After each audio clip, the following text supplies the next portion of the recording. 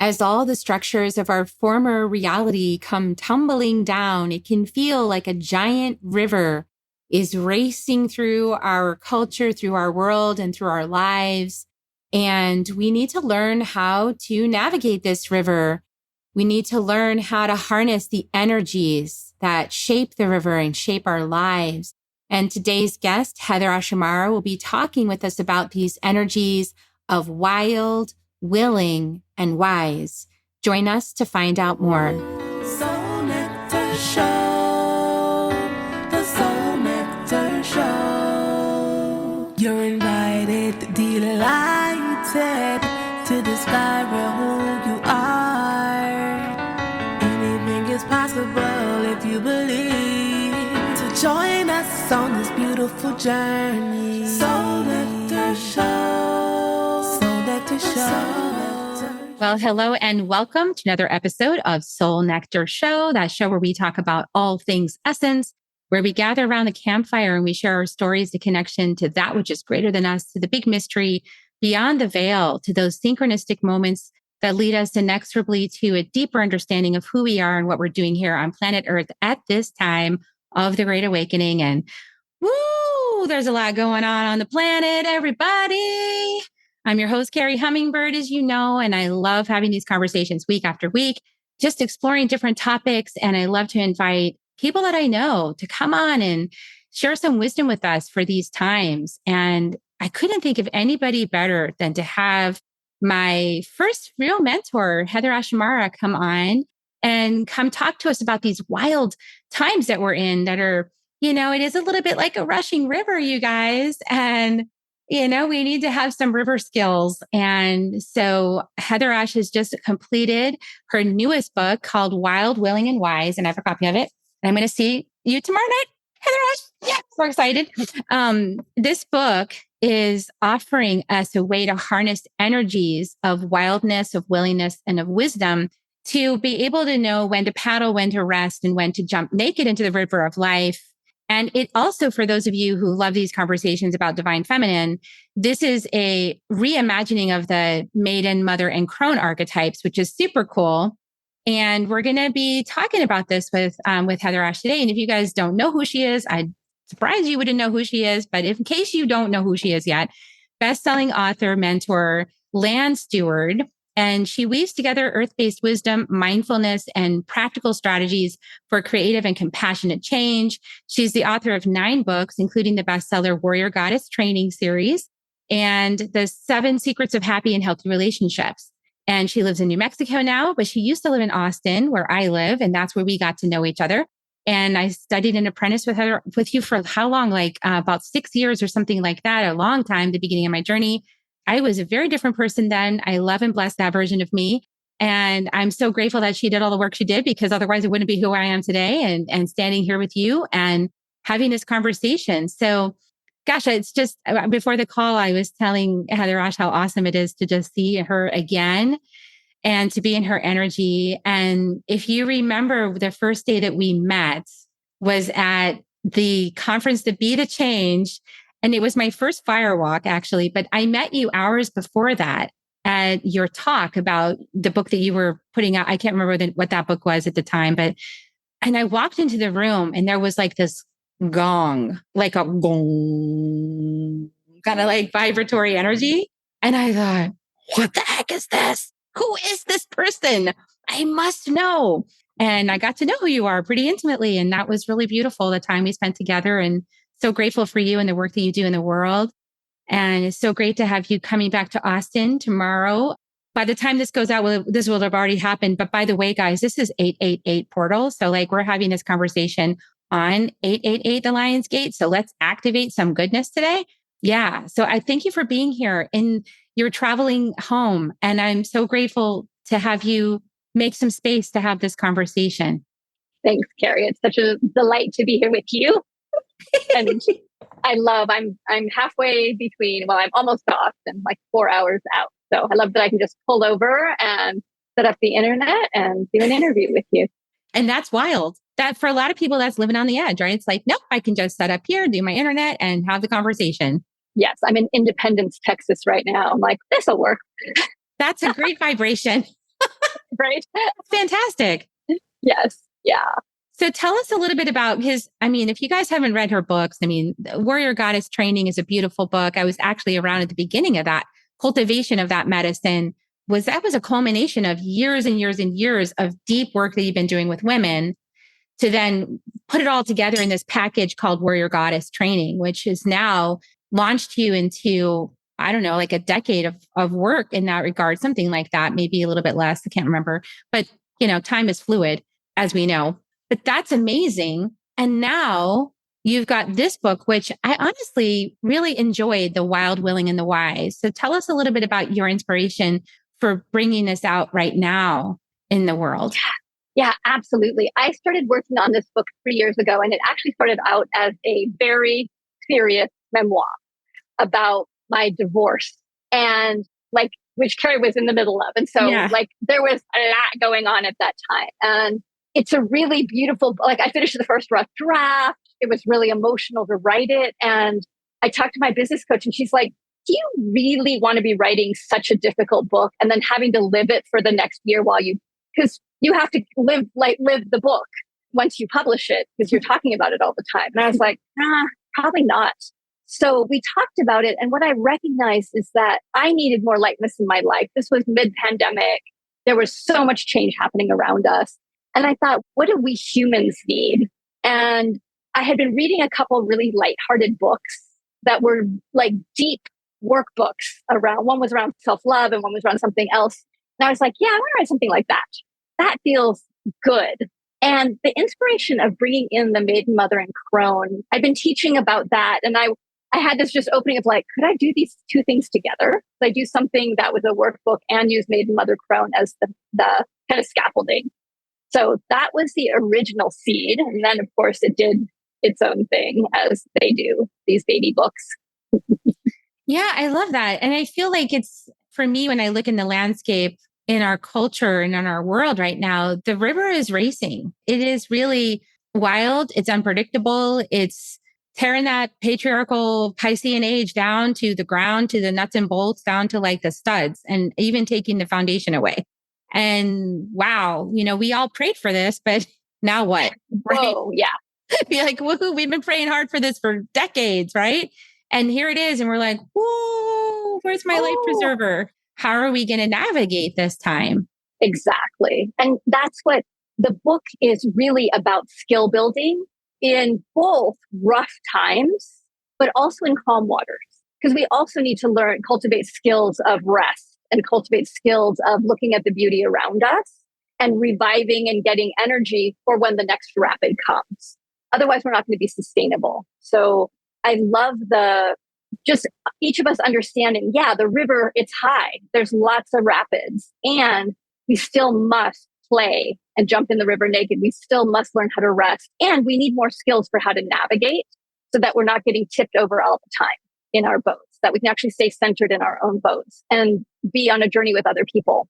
Yay. Being on a journey with other people, that's the piece that is really up right now, right? We're moving into the Aquarian age, and that is all about relationships. It's about our relationship to ourselves, our inner voices, our relationship to the outer world, each other, family, nature, all of our relations, right? All these things that got forgotten in the me conversation, now turning to we. So that navigating, that's challenging because nothing is really, the structures are morphing, right? Things are moving around. So what are some tips you have for how to navigate the shift and changes? If people had their, sort of sense of safety from the structures, now what? Yes. I'd say first it's about really assessing where we each individually are and also where we are as a collective. So that's why the river is such a great metaphor. Because if we're like, okay, as a collective right now, the river's really high. It's really unpredictable. There's places where we've never navigated before. And then we also need to then be honest about where we're at as a little being on the river. So as we start, the first step is the awareness of what's happening in the river and where am I at? So then we can build skills. So if we know, I'm in the water all the time, or I'm trying to paddle upstream all the time, or I've just portaged out and I'm I'm hiding by the shore. So the first part of the book is a little quiz that says, how are you in relationship to the river? And it's fun. And it's basically like, the river should do what I want it to do. What is wrong with the river? Or, I'm not getting on the river. It's way too dangerous. So we get to then, in a fun way, be like, oh yeah, I'm paddling upstream. Okay, got it. And then without judgment, to then start to look at what energy do we need more of? What energy do we need more of? And that's when I first started doing the book, it was the maiden, mother, crone, but I realized that it's limited because I wanted it to be gender neutral. And I also, when I talk to people about those three qualities, often they would talk about age. That maiden was youth, mother was middle age, and crone was old age. And I'm like, no, they're energies. They're not sequential or linear. You mean you're not stuck in a box? Like you don't have, like once you get to crone, you're like, that's the only energy you can play with ever again. You're like in the crone jail, Yeah. Like you can't be wild anymore. You just got to always be done. wise. Yeah, exactly. And all you young ones, like, oh, you're just maidens. You have no wisdom to share.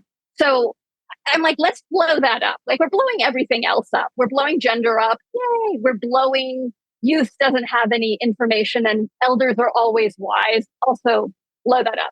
Yeah. And so to come up with the three energy, like I did a lot of meditation. Wild.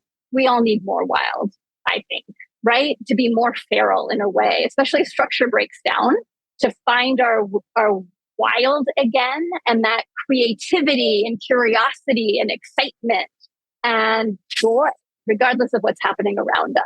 And the willing energy is that place where we're birthing something and where we need to be willing to show up no matter what. And there's times it's really difficult. And there's times that we don't want to be up at 3 a.m. with the vomiting child, or we don't want to be up against a deadline that's really hard to bring through, that place where we're like, I don't know, I'm going to do this, but we stay in. And the willing for me is about sustainability, which if we're going to be in big times of change, we have to be sustainable and not burn ourselves out. So that's the willing energy. And then the wise is the place where we drop into our stillness, where we let go of whatever is happening in the moment, and we're open to the long journey of our soul and the world's transformation. And we're willing to look at what's happening in the biggest picture possible and rest into that with compassion. So those are the three energies, the three guides I think of that are our guides for the river, for being on the river. And they're internal, but they're also external. We can also look for, okay, I need more wild. Where do I find that? What does it look like? I actually love this because I've been exploring that within myself, like the energy of wild. Like, for a time, I had a lot of wild energy and I was just kind of doing whatever I felt like. And I didn't really think about the consequences or anything like that. I was just like, I'm just doing what I'm doing. And I really don't care if anybody likes it or hates it or whatever. I'm just going to do what I need to do.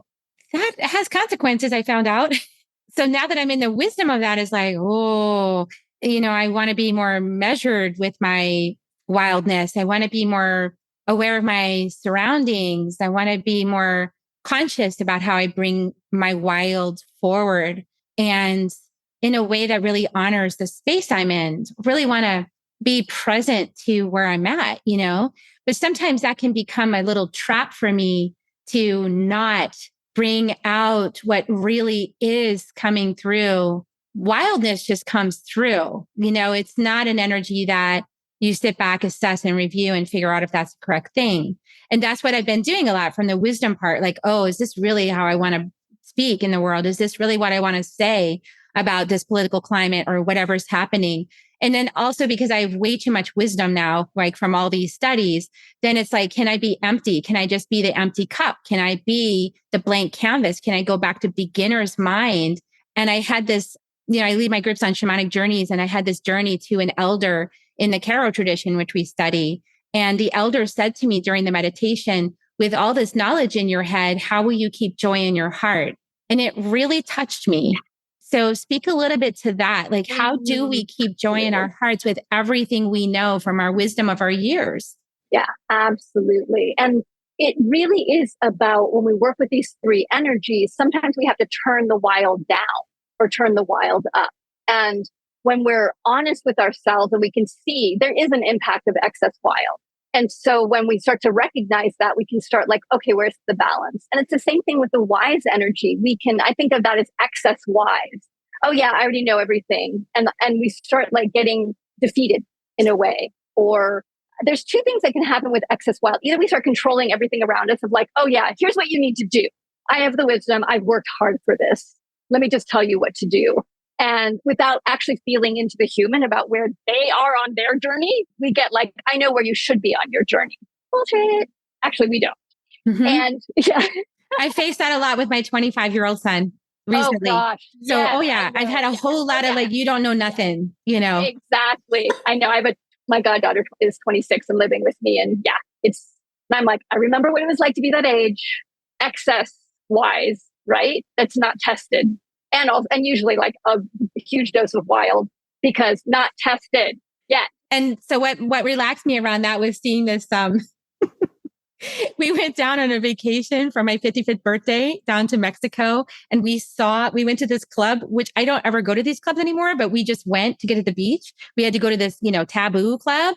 And we're like, this is not a space we normally hang out anymore, but we're just like, what the heck? Well, go ahead and have a drink, So we sat down and the way in was this sign that said, bad choices make better stories. And my husband and I just laughed our butts off because we're like, this is good. Like he's in that spot. I don't have a good enough story. My story is too limited. I need to go experience life. And we were sitting back going, you shouldn't be doing this. You shouldn't be doing that. You should be doing this. And it was not compatible. He needs to be wild. Exactly. And learn. Yeah. And that's why there isn't like, I think sometimes we're like, well, just give me the prescription. How much wild should I have? How much willing? How much wise? But it's constantly changing. And what might be too much or an excess of wise for wild for one person is perfect. Like he should be in his excess wild right now, right? Like the young ones, that's part of how we learn. And then we start learning there's consequences and then we start tempering. But it's not shutting ourselves down. And this is what I've noticed with a lot of the women that I work with is that there's been a tendency to shut the wild down completely, to be like, oh, now I need to adult. That's dangerous. I need to shut it down. I think the patriarchy, definitely like that's dangerous. Don't be feral. Don't be wild. Be nice and kind. And so often we can turn it down too low and have a deficiency of wild.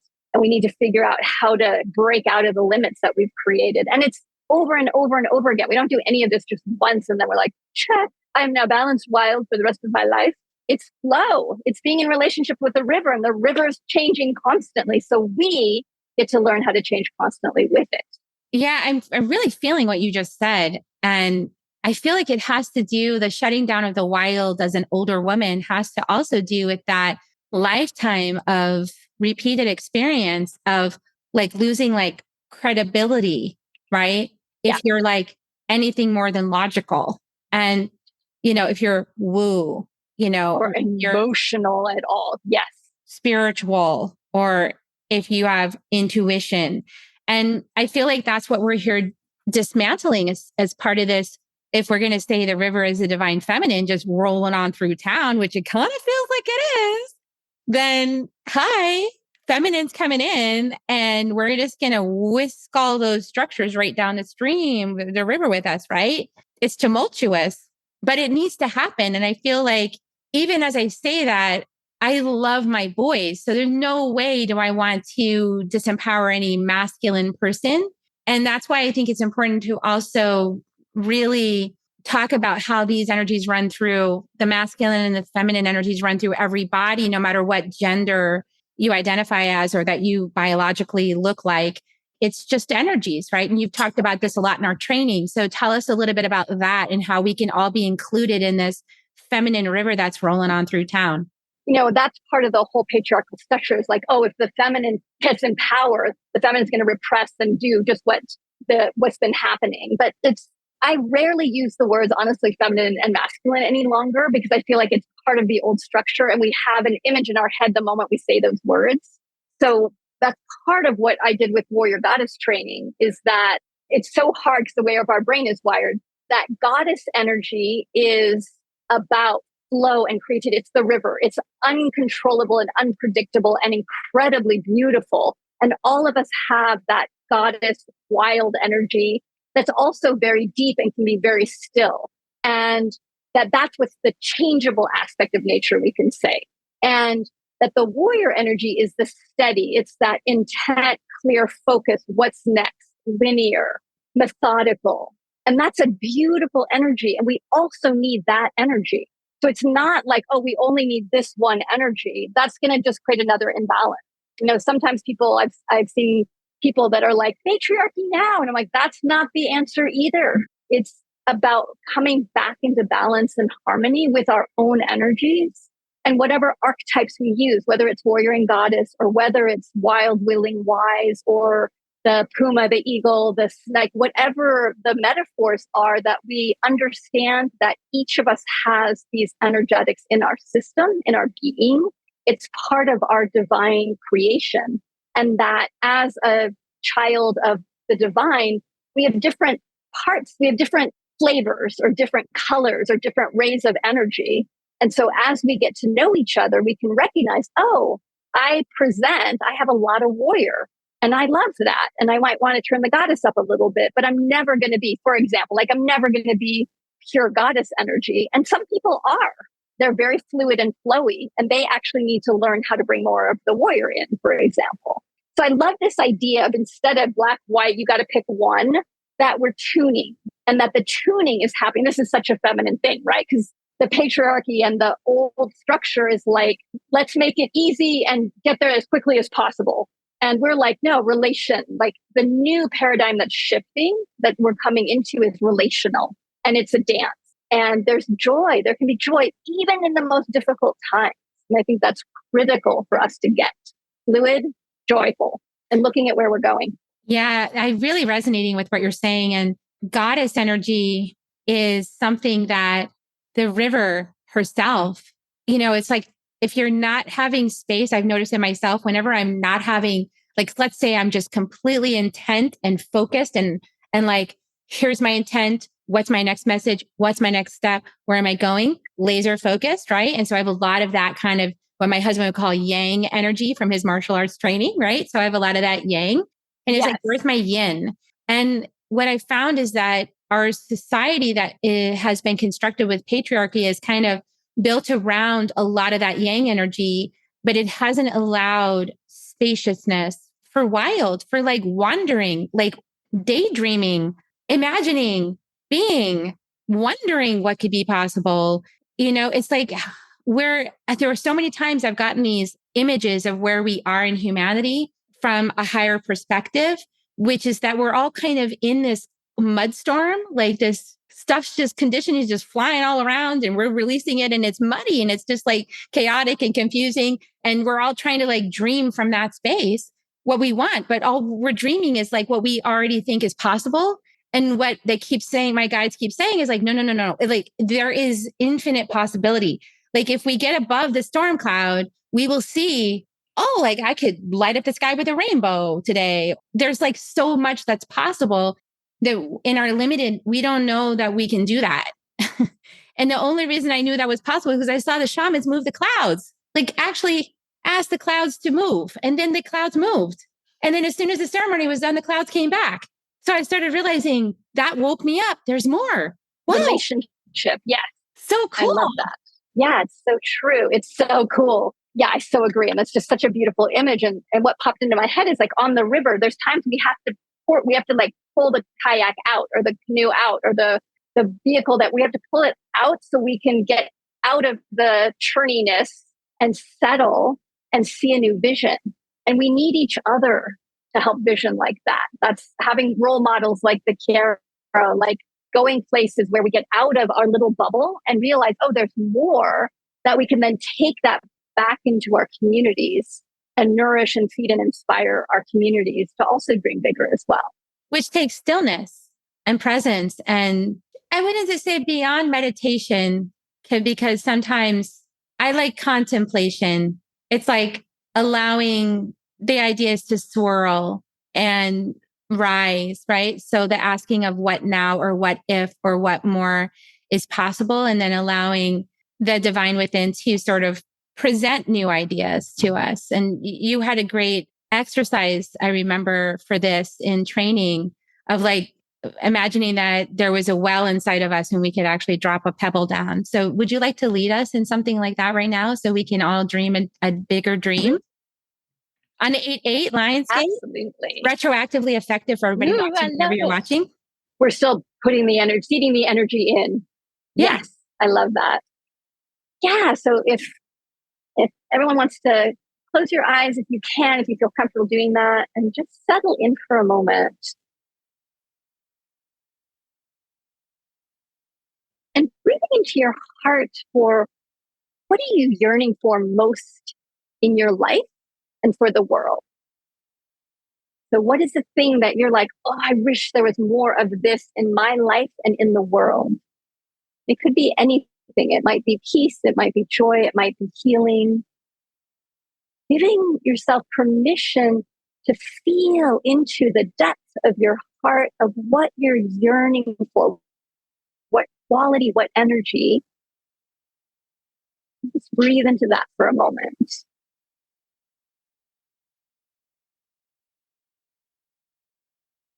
And imagine that in your heart that you're going to bring in your wild energy, which I think of as the spark, the creativity and the yes, and that explosion of divine expression. And so imagine that you're going to spark that energy with your inspiration and your yes, and start a fire in your heart. Your passion, your creativity, your willingness to make mistakes and be messy, which is the hallmark of wild, and how we learn and grow. Feel that wild within your heart. And then opening to call in willing, which is now, willing is the steadiness to keep the fire going, the effort and the devotion. So imagine feeding that fire with your love, with your presence. What does that fire need to be fed inside of your being? And feel your commitment inside of your body to stay steady with your yearning, to feed the fire of that yearning so that you're walking your spiritual healing path in devotion in a sustainable way to that yearning and energy. And commitment to feed your fire and to keep releasing and clearing the places that you're dampening your own fire or dimming your own light or burning yourself out. Get steady. Feel that steadiness of your willingness to keep going, even when it's challenging, your willingness to have hard conversations, your willingness to be in the unknown.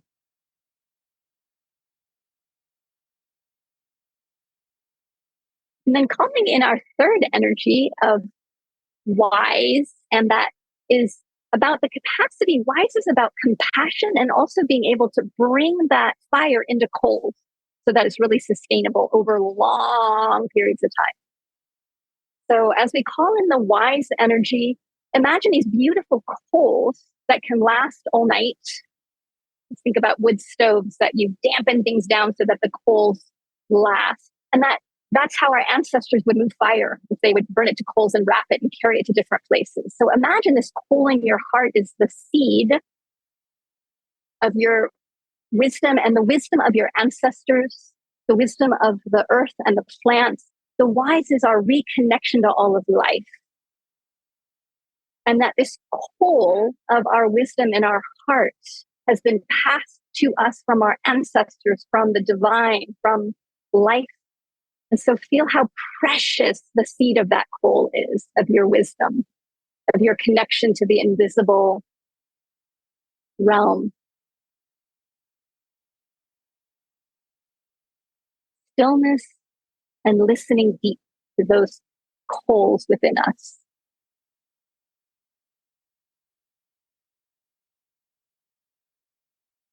Good. And then calling in all three of those energies, just feel spark of your wild, fire of your willingness, sustainable nourishment, and the cool wisdom seed of your wise. Good.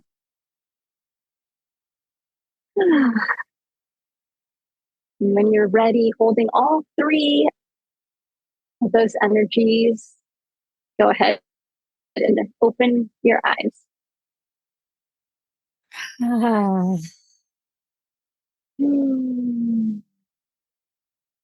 So beautiful. Thank you. Mm-hmm. Yeah.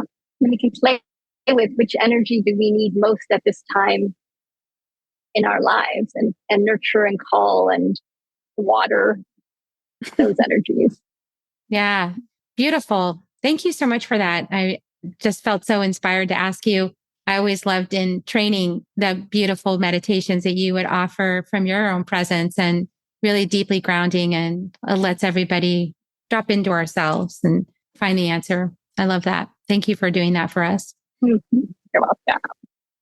So I've just really enjoyed this conversation. I'm really grateful that this is coming out into the collective right now at this time when it would be really beneficial for a lot of people, including myself, to have wisdom like this, to anchor into a new center, with everything on the outside moving around, and trust the river. The river's got us. And whether we thought it was true or not, it's always had us. And we've built these tiny little castles made of sand to try to control it. But maybe going along for the ride might be more fun. Maybe. Exactly. And realizing too, the river, like I always love like sometimes pausing and going, look at what's happened, like what the river's created over history. And just realizing like, we sometimes are like, this is the most dramatic time ever in all of human history. And it's like, no, it's not. It's just a time. It's just a time on the river. And that it's going to keep flowing in some way. May not look like what we thought it was going to look like, but that will continue. And so that, like you said so beautifully, we can rest into it and get more skills, learn to paddle more skillfully. So we're using less energy, and can have more joy through even the challenging things, and to rest when the opportunity arises deeply. And I love that what you said, like, it's not just about meditation. It's about living connected to that stillness. Yeah. Pausing more often. Yeah, I think it's the time of the hummingbird. It's like stillness in motion, which Bruce Lee said was like actual martial arts, was like being stillness in motion.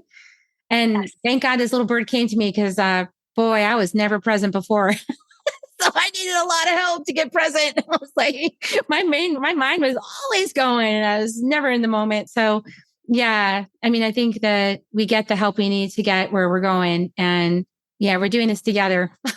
All of us, part of the same collective. Yeah, on the river together for sure. Yeah, we're all on the river. So just remember, if you're hanging out by the riverbank trying to avoid it, maybe just kind of go stick a toe out and see what it's like, you guys, and try it out. If we just shift our perception just a tiny little bit, we might be able to see just what incredible opportunity this is right now on the planet. It's really beautiful. So grateful for you and your medicine. Yeah. Powerful. Thank you so much. Thank you. Is there any last invitation you want to make to people? Any invitation you want to offer?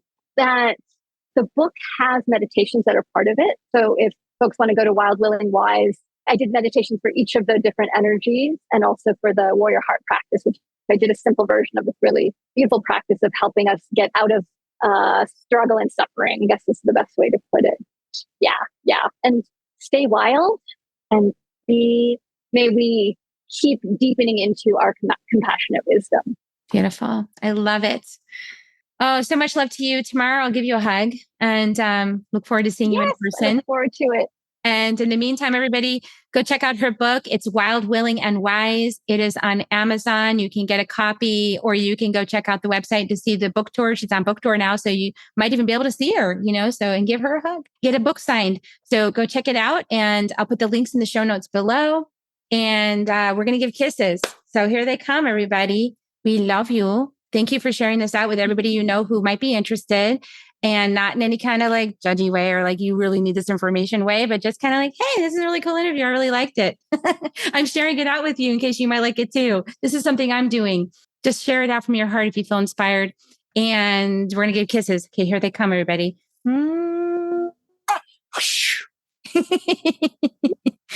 Love you guys. Thanks for coming on the show, HeatherAsh, and love you, everybody. Kerri. Bye for now. Bye. If you found even one gold nugget in this episode of Soul Nectar Show, will you do us a favor? Will you subscribe, like, and share this episode? Maybe even write a comment and let us know what you thought about it. We really, really want to engage with you at a much deeper level. Let's be part of community together. Have a great week, everyone. Bye for now. To dive in deeper to nourishing conversation, visit soulnectar.show. Soul Nectar Show. Awaken, Nectar Show. Take a sip from the drip of nectar from the source of